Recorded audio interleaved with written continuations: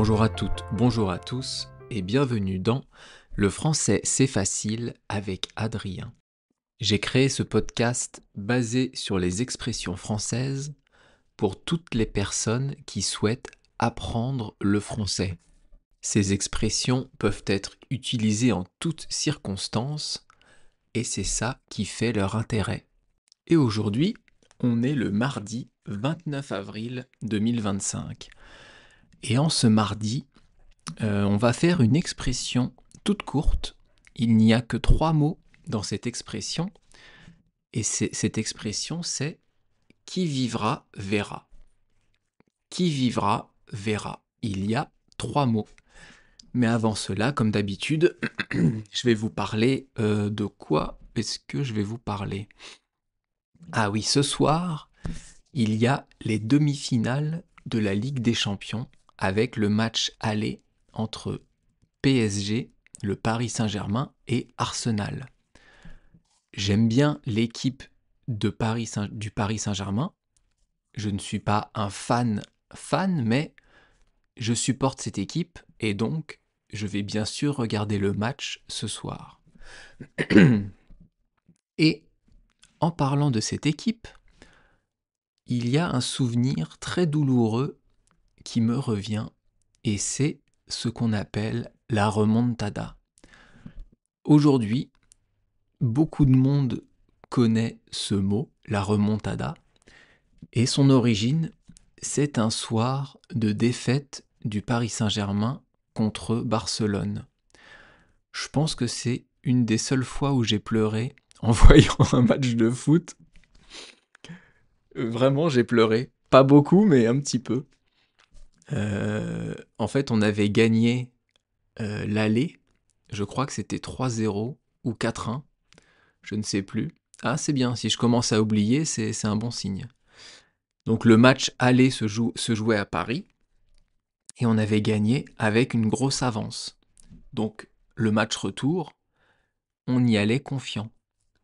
Et on a perdu le match retour avec beaucoup de buts d'écart, ce qui fait qu'on n'a pas été qualifié pour la suite de la compétition. Pourquoi j'ai pleuré ce soir-là? D'une part parce qu'on avait perdu, alors qu'on était sûr de gagner, et d'autre part parce que l'arbitrage, ça a été un scandale. C'était un enfoiré d'arbitre. Oh, pardon. Un arbitre très méchant qui a avantagé Barcelone. Et ça, c'est honteux. Enfin bref. J'espère que ce soir, on va gagner. Et si on ne gagne pas, on pourra faire comme Barcelone contre nous. On pourra faire la remontada à Arsenal. Et tout de suite, on va passer à quoi? Ah oui, aujourd'hui, je voulais vous parler de conseils de lecture. Dans l'astuce du jour de français, on ne va pas parler de grammaire, on ne va pas parler de conjugaison ou de vocabulaire, mais on va parler de conseils de bande dessinée. Alors, moi, personnellement, je suis un grand fan de manga et de bande dessinée. Je lis beaucoup de mangas pour améliorer mon japonais, donc je lis en japonais, et je lis des bandes dessinées en français. Et je vais vous donner des conseils pour pouvoir apprendre le français. Qu'est-ce que vous pouvez lire et à quel niveau vous pouvez le lire? Alors, je vais commencer par les débutants. Pour les débutants, c'est bien de lire des livres pour enfants. Quand j'ai commencé à apprendre l'anglais il y a à peu près 10-15 ans, j'ai lu des livres pour enfants. Quand j'ai commencé à apprendre le japonais il y a 2 ans, j'ai commencé par lire des livres pour enfants. Alors oui, je vous l'accorde, ce n'est pas très intéressant, mais on ne lit pas pour l'histoire à ce moment-là. On lit pour s'entraîner à déchiffrer les mots. On lit pour s'entraîner à prononcer les mots. On lit tout simplement pour s'entraîner à la lecture. Donc si vous êtes débutant en français, je vais vous conseiller une bande dessinée que je lisais quand j'étais petit. Ça s'appelle Tom Tom et Nana. Tom Tom, c'est un garçon, et Nana, c'est sa sœur. Et il leur arrive tout un tas d'histoires. Ils font beaucoup de bêtises. Je sais même pas si ça existe encore, hein, si ça sort encore. En tout cas, je pense que sur Internet, vous pouvez les trouver. Tom Tom et Nana, c'est pour les débutants. Ensuite, si vous avez un niveau intermédiaire, donc on va dire si vous comprenez à peu près 30%, 40% de ce que je dis, vous pouvez lire des bandes dessinées qui sont destinées aux enfants un peu plus grands ou aux adultes. Je vais vous donner des exemples. Vous pouvez lire, par exemple, Astérix et Obélix. Tout le monde connaît Astérix. C'est une bande dessinée qui a été créée par 2 Français et il y a, je crois, 40 ou 42 tomes à lire. Vous pouvez lire ça doucement. Si vous ne comprenez pas tous les mots que vous lisez, ce n'est pas grave. Aidez-vous des bulles, aidez-vous des dessins, aidez-vous de ce que vous voyez. L'avantage de la bande dessinée, c'est que vous pouvez comprendre l'histoire quasiment sans lire ce qu'il y a écrit. Donc si vous lisez et qu'il y a un mot que vous ne comprenez pas, ne vous inquiétez pas, passez, ne vous arrêtez pas et continuez à lire. Évidemment, si vous ne comprenez rien à rien, il faut prendre quelque chose de plus facile à lire, comme Tom Tom et Nana. Si vous comprenez un petit peu, continuez, continuez et continuez à lire. Astérix, c'est l'histoire d'un village français, un village gaulois. À l'époque, c'était la Gaule, car c'est l'époque de la conquête romaine. Donc, l'Empire romain s'est étendu dans toute l'Europe. Toute l'Europe? Et non, car il y a un village français qui résistait à l'envahisseur. Et ce village français qui résiste aux Romains, c'est le village d'Astérix et Obélix. Comment il arrive à résister? Eh bien, il résiste parce que le druide Panoramix a créé une recette de potion magique. Et donc, quand Astérix et ses amis boivent de la potion, ils deviennent très puissants, très rapides, très forts. Et c'est comme ça qu'ils arrivent à résister à l'Empire romain avec leurs armes, avec leurs centurions, avec leurs soldats. Obélix, lui, c'est le gros. Enfin, lui, il dit qu'il n'est pas gros, mais il est quand même gros.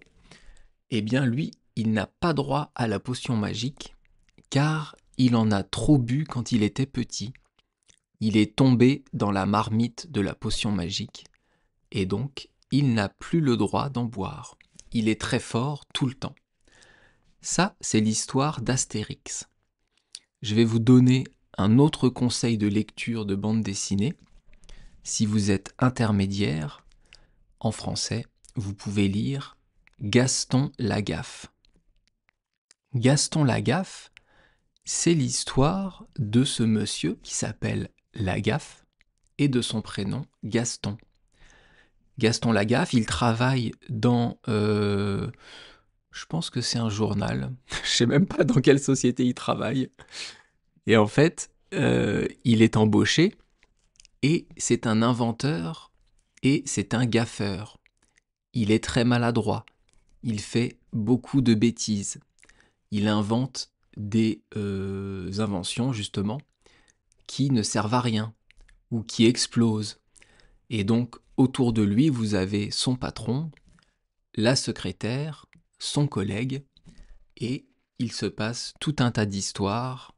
Et cette bande dessinée, c'est une bande dessinée humoristique.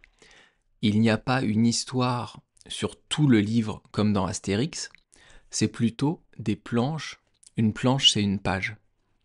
Donc c'est plutôt un gag, un truc humoristique par planche. quand j'étais enfant et encore maintenant, j'adore Gaston Lagaffe. C'est mon conseil de lecture. Vous pouvez les trouver en librairie si vous êtes en France ou sur Internet.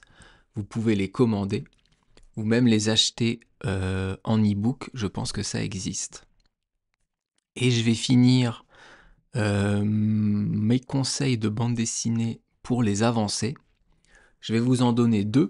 Donc ceux qui ont un niveau avancé en français et qui comprennent, allez, 70-80% de ce que je dis, eh bien je vous conseille de lire Torgal. Torgal, c'est une saga, donc c'est une bande dessinée. Je crois qu'il y en a... Attendez, parce que j'ai acheté le dernier la semaine dernière. Ouais. J'ai regardé dans ma bibliothèque, il y en a 42 tomes de sortie. Personnellement, j'adore cette bande dessinée. C'est l'histoire d'un viking qui s'appelle Torgal, mais qui n'est pas vraiment un viking.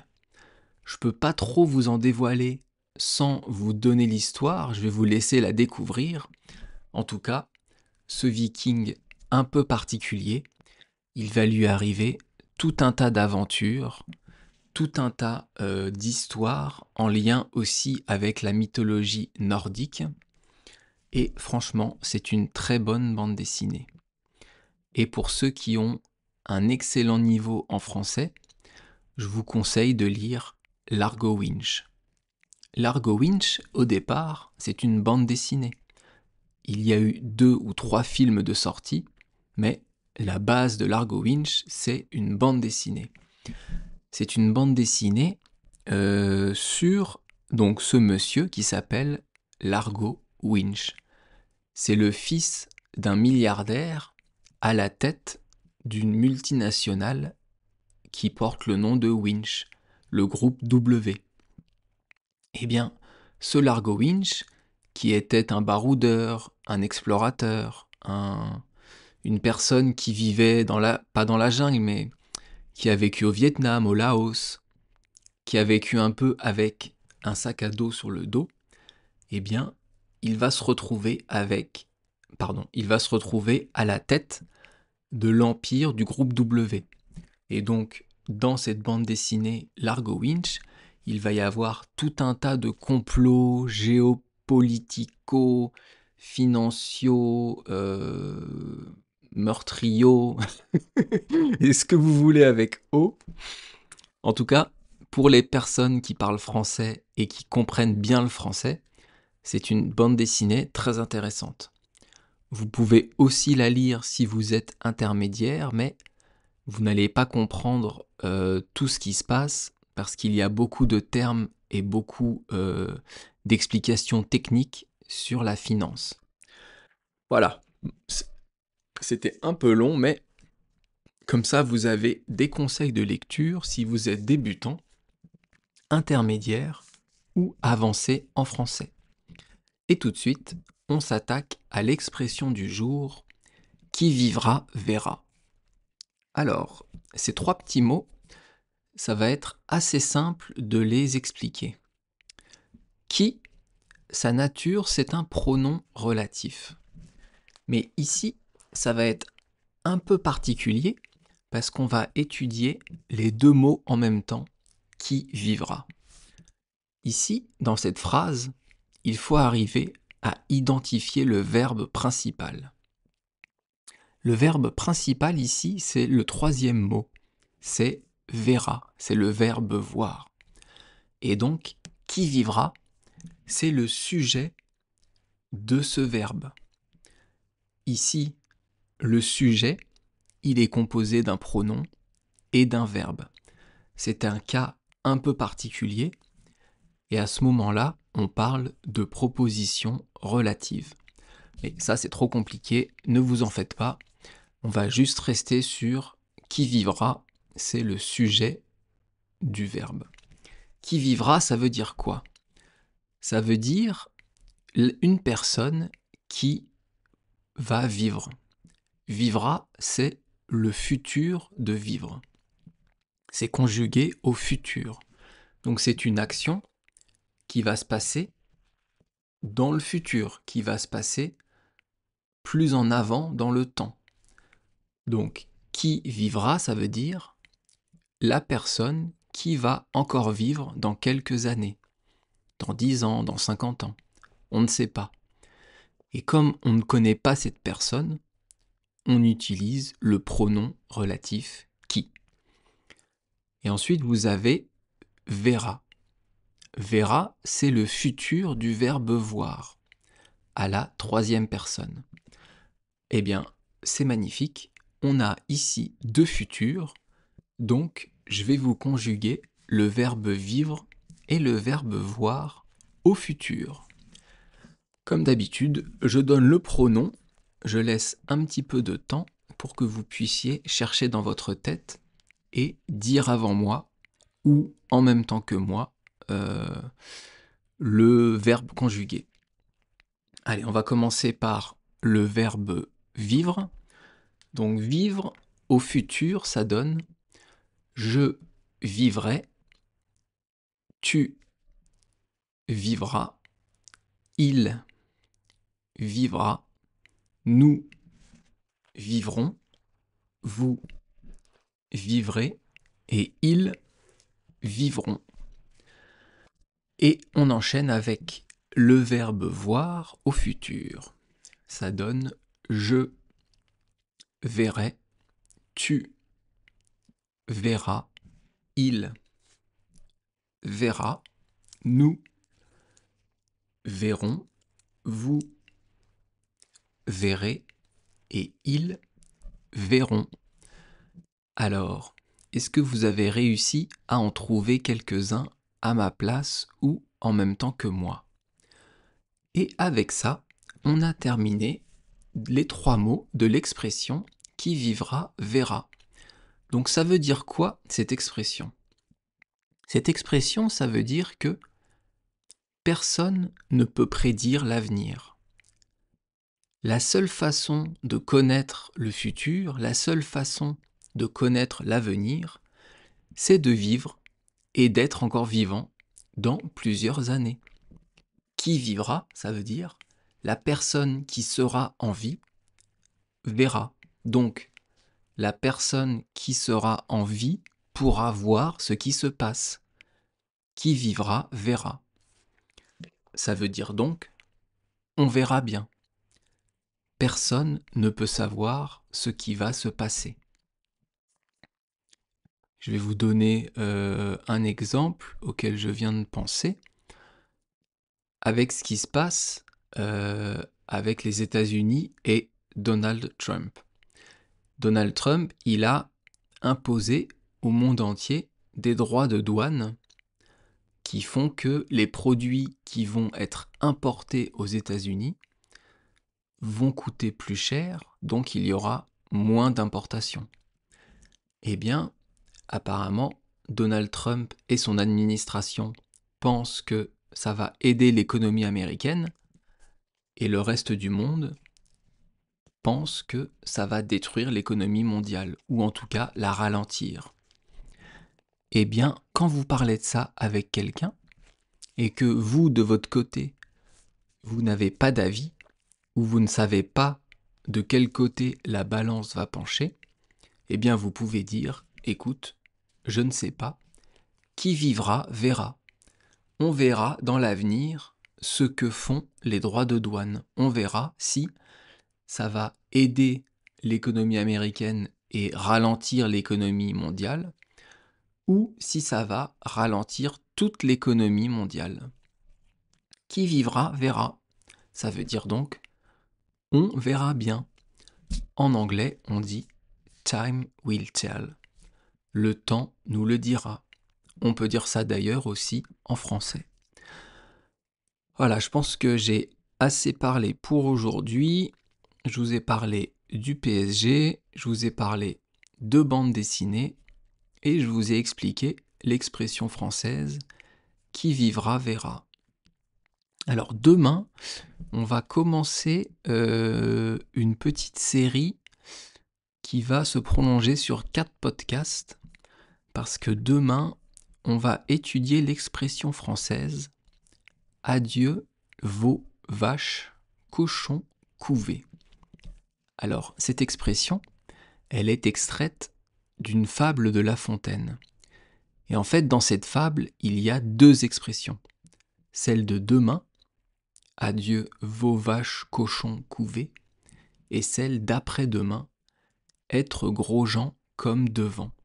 Donc demain et après-demain, on étudie deux expressions qui seront contenues dans la fable de La Fontaine qu'on verra dans 3 jours et 4 jours. Pourquoi sur 2 jours? Parce que cette fable est assez longue, mais elle est très connue. Donc on va la diviser en 2 jours. Voilà, allez, maintenant je vais vous laisser là. Je vous rappelle que sur Patreon, vous pouvez retrouver toutes les transcriptions des épisodes en français, si vous voulez étudier avec ce podcast et soutenir le podcast. Vous pouvez vous abonner également gratuitement pour retrouver les chapitres du Petit Prince et bientôt les contes et légendes de la mythologie japonaise. Je pense que ça va commencer vendredi ou alors la semaine prochaine, je ne sais pas. En tout cas, on va étudier la mythologie du Japon. Vous pouvez me contacter toujours sur YouTube ou Patreon si vous voulez. Merci beaucoup, à bientôt, bye bye, hasta luego, mata ne.